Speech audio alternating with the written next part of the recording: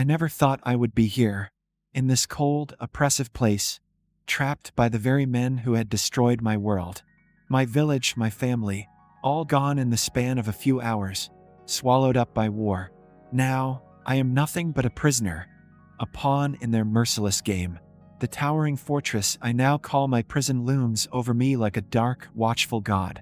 Its walls are thick and unforgiving, and its air, heavy with the scent of iron and stone, clings to me as if it were a second skin. The mercenaries who captured me are ruthless, each one more intimidating than the last. They speak in low growls, their voices like the rasp of steel across stone. They wear their cruelty like a badge of honor, and I am little more than a captive audience to their violent world. My hands are bound, my body bruised from the initial struggle, but the worst of it is the constant knot in my chest. The fear is not just fear of them, but fear of what might happen next.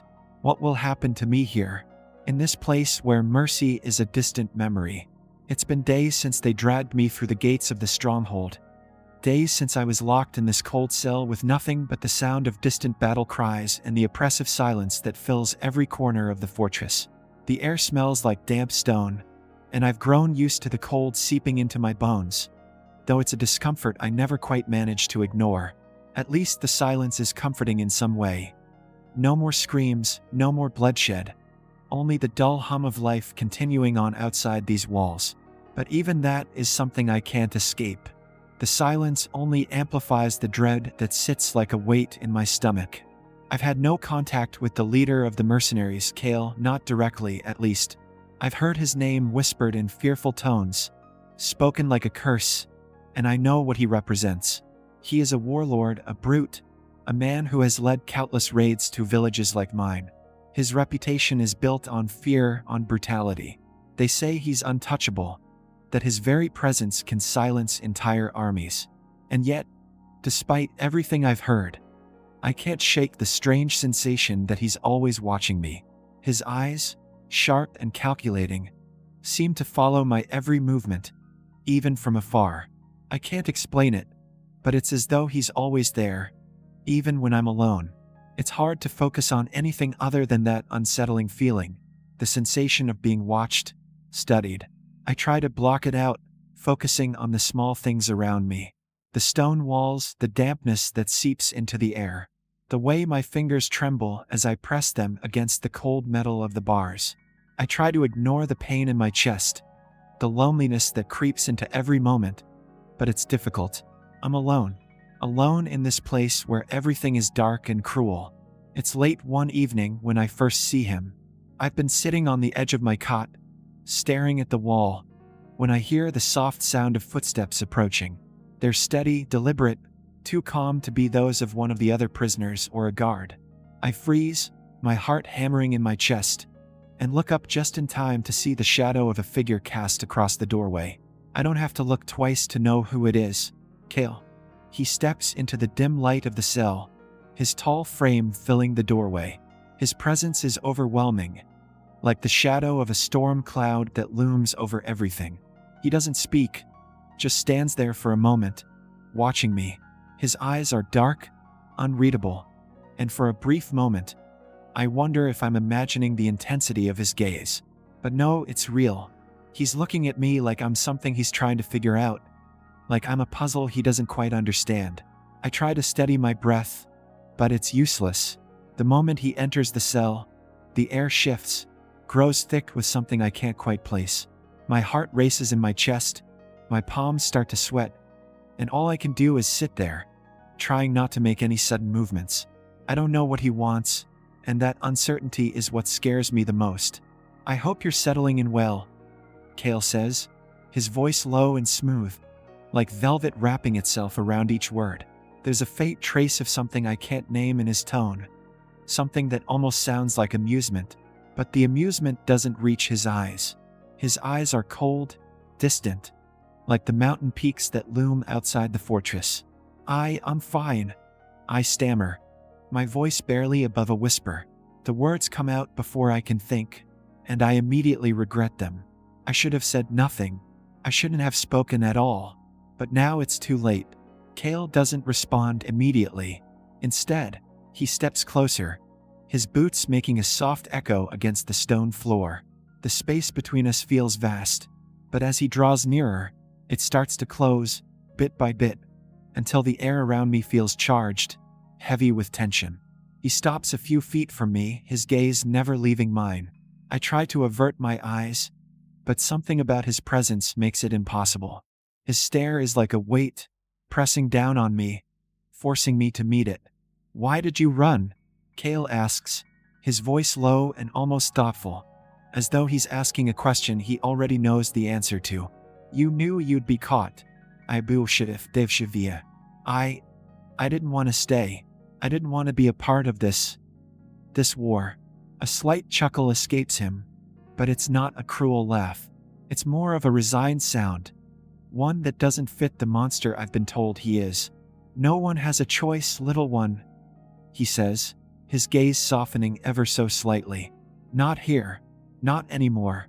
I don't know how to respond to that, so I stay silent, my eyes fixed on the floor, my hands clutching the edge of the cot. The air feels thick now, and I can't seem to shake the feeling that something is about to happen. Something that I'm not prepared for. Something that will change everything. For a long moment, Cale doesn't speak. He just stands there, watching me, his presence an unspoken weight that presses against my chest. I can't breathe properly, and my mind races with all the possible outcomes.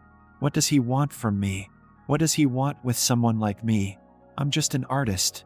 Just a man who has no place in this brutal world. Why does he care? Finally, he breaks the silence. "You're not like the others," he says, his voice quiet but certain. "I can see it in your eyes. You don't belong here, but you will. You'll learn to." His words make my stomach churn, but I don't know how to respond. I'm not sure I even want to. The way he looks at me, there's something unsettling in it. Something that both terrifies me and makes me want to shrink under his gaze. He doesn't seem angry, but there's a sense of something lurking beneath the surface. Something I can't quite decipher. With one last glance, Cale turns and leaves the cell, his footsteps echoing through the stone halls. But even as he disappears into the distance, I feel his presence lingering, as though he's still watching, still waiting for me to make a move. And I can't shake the feeling that my life here, in this fortress, has just taken a turn I wasn't ready for. I try to push the encounter from my mind, but it's no use. I know that whatever happens next will be nothing like I imagined. The warlord has seen me, and I can't help but wonder what he plans to do next. The days blur together in a haze of monotony and fear. I can't seem to escape the feeling that something has shifted in this place, something I'm not prepared for. Every time I wake, I expect to be dragged into another round of interrogation, another instance of being treated as a tool to be manipulated. But nothing comes. The mercenaries go about their business, and I am left to my own thoughts in the cold, damp cell. The same walls, the same iron bars, the same silence. But there's something different about the way they look at me now. There's less cruelty in their eyes, though the disdain remains. They don't treat me like a worthless prisoner anymore, but like something else. Something worth watching, perhaps. And every time one of them passes, I find myself bracing for that inevitable moment when Cale will appear, stepping into the room with his presence that dominates everything. It's a strange thing, the way I've started to anticipate his visits. I shouldn't. I know better than to want to see him again. Cale is the enemy, a cold, merciless leader who has taken everything from me. But every time I hear his footsteps approach my cell, there's a part of me that can't help but feel a flutter of something in my chest. It's not desire, not really, but something more primal, more confusing. Something that makes my pulse race and my hands tremble despite my best efforts to stay calm. Today it happens again. He comes to me in the early evening, just as the light is fading from the sky. The air grows colder, and I can feel the chill seep through the stone walls. I'm sitting on my cot, sketching mindlessly on a scrap of paper, my thoughts a jumbled mess that I can't quite put together. When I hear the soft echo of his boots on the floor, I look up. My heart skips a beat. Cale stands in the doorway, his figure blocking out the dim light from the hall. He looks different tonight, more casual, less rigid than usual.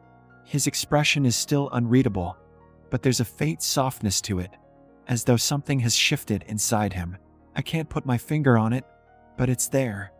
An almost imperceptible change that makes the air between us heavier than before. Still drawing. His voice is low, but it carries an unexpected warmth, a gentleness that catches me off guard. I don't know why it surprises me, but it does. I nod mutely, unsure of how to respond. I don't want to speak. I don't want to give anything away, but I can't help myself. I didn't know you were an artist, Cale continues, stepping further into the room, his eyes scanning the unfinished sketches scattered around the cot. He reaches down and picks up a piece of paper, studying it with an expression that borders on curiosity. I don't know why, but the way he looks at my drawings, at me, makes something in my chest tighten. I'm not, I say quickly, my voice barely above a whisper. I just draw for myself. It helps to pass the time. Cale doesn't reply immediately. He simply looks at me, as if weighing my words, and then sets the drawing back down, his fingers brushing the edges of the paper with an unexpected tenderness. I can't help but watch, my eyes following his every movement. I don't know why, but there's something about him, something that draws me in. I should be repelled by him, terrified of the man who has destroyed everything I held dear. But instead, I find myself intrigued. He turns back toward me, his eyes locking with mine, and for a moment, it feels like the entire world has fallen away. There's no fortress, no guards, no war, just him and me standing in the silence. The tension between us is palpable, almost unbearable. I can feel it crawling under my skin, making my heart race and my breath shallow. I don't want to hurt you, Cale says quietly, his voice softer than I expected. I haven't decided what to do with you yet. The words hit me like a punch to the stomach. He hasn't decided? He's still toying with the idea of what to do with me. 1,000 thoughts race through my mind, none of them making sense. What does he mean by that? What does he want from me? Why does it feel like he's letting me into something fragile, something real? I want to speak, to demand answers, but the words won't come.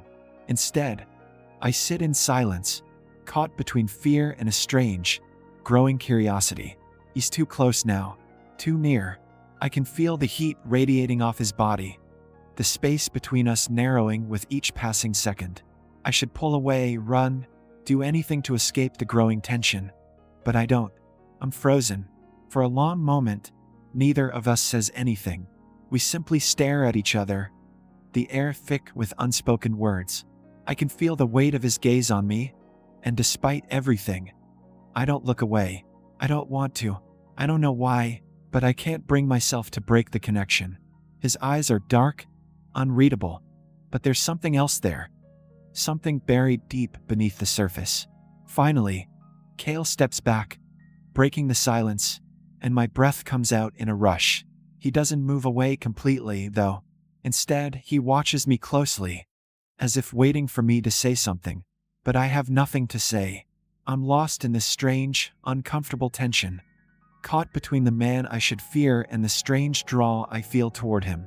I'll come back later, Cale says, his voice suddenly colder, more distant than before. Stay out of trouble. He turns and walks toward the door, but before he leaves, he pauses, glancing over his shoulder. His eyes meet mine one last time, and for a fleeting moment, I swear I see something there. Something soft, something almost vulnerable. It's gone before I can grasp it, but it lingers in my mind, a trace of something I don't understand. And then, just as quickly as he appeared, he's gone. I sit there for a long time after he leaves, my mind racing with questions I can't answer. What just happened? What was that feeling between us? It's as if he's shown me a side of himself that I wasn't prepared for. A side that contradicts everything I've been told, everything I've come to believe about him. He's supposed to be the monster, the ruthless warlord, but I can't shake the feeling that there's more to him than that. Something softer, something human. But it doesn't make sense. He's still the enemy, still the man responsible for everything that's happened to me, to my people. I can't let myself forget that. I can't let myself be fooled by whatever this strange connection is. But the more I think about it, the more I realize I can't stop thinking about him. The days pass in a blur. Every time I see Kale, every time he comes into my cell, I feel the same mixture of fear and something else. Something unexplainable. I've never been good at understanding my own feelings, and I'm certainly not going to start now. But with each encounter, the tension between us grows.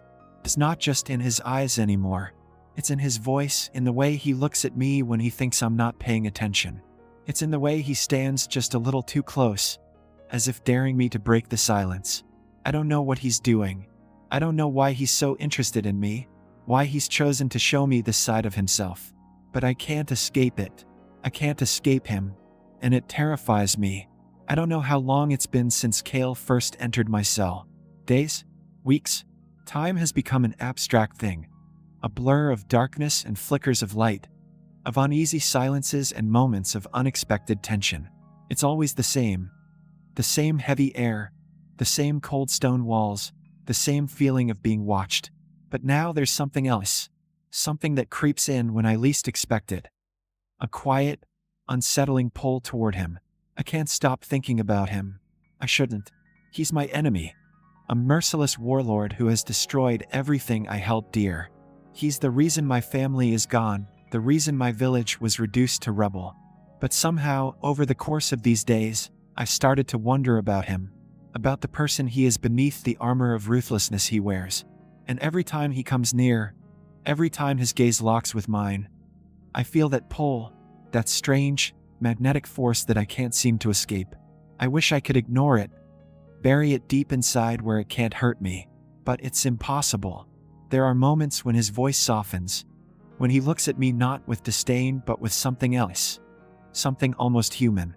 And every time I try to push him away, every time I remind myself of who he is, I can't shake the nagging thought that maybe, just maybe, there's more to him than I thought. The worst part is that, despite everything, I find myself wanting to know him better, wanting to understand him. I've come to realize that he's not just a monster, not just a villain in a story that's already been written. He's a man with his own fears, his own doubts, and somehow I've started to see that in him. But I can't forget what he's done. I can't forget what he represents.